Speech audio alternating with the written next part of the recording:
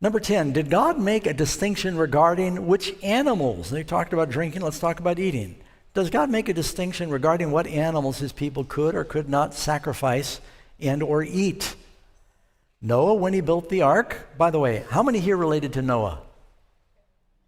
About half of you. I want to find out where the other half come from. We've heard a lot about aliens lately.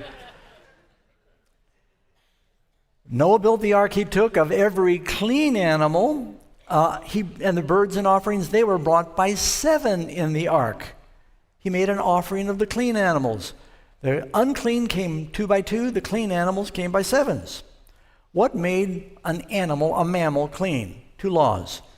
It needed a cloven hoof and it chewed the cud. Those 2 things.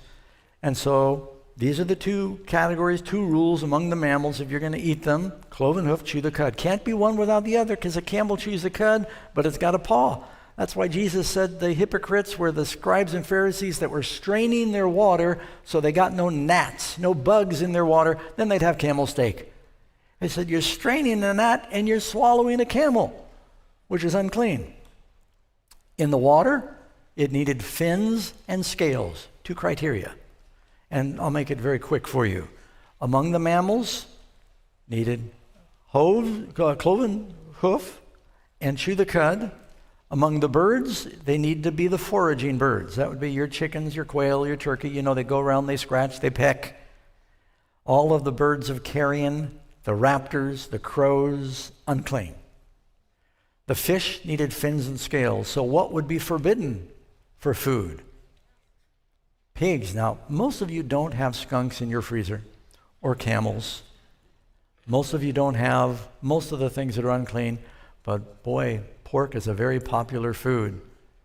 Bible Christians, Jews, Muslims, they know the Bible clearly forbids it. If you didn't know it, pigs are scavengers. They're in the same category as dogs. They can be cute, they can be smart, they can also be a menace. I know that you've got a plague of pigs in Texas, don't you? Of hogs. It's come to California. They've just started appearing on our land too. And they're just rooting up and wrecking the ground. But you realize pigs will eat anything. That's why they call them pigs. They're garbage cans. They're not to be food. How many of you remember this little piggy went to the market? This little piggy stayed home.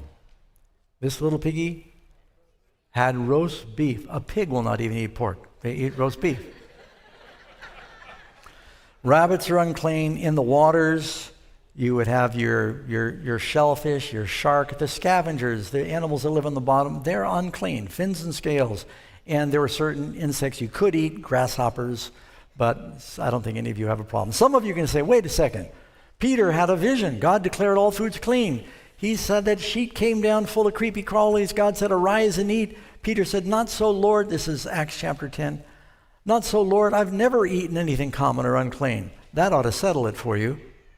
3 times this vision, this sheet comes down. God says to Peter, arise and eat. 3 times Peter says, not so, Lord. Your word forbids it. I've never eaten anything common or unclean. Jesus had never told him he could do it. Then the sheet goes up to heaven. He never takes anything from the sheet and eats it. While Peter is wondering, what does the vision mean? Some Gentiles come to his house and say, will you preach the gospel to us? Well, up till then, the Jews thought the Gentiles were unclean.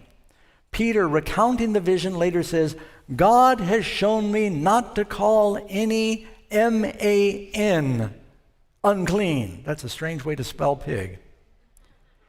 He said, God has told me not to call any man unclean. The vision had nothing to do with food.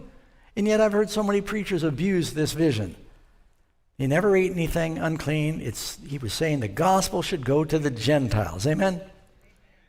Now you might have a question about, what about when it says in Timothy, in the last days some will arise saying certain foods shouldn't be eaten. Write it down.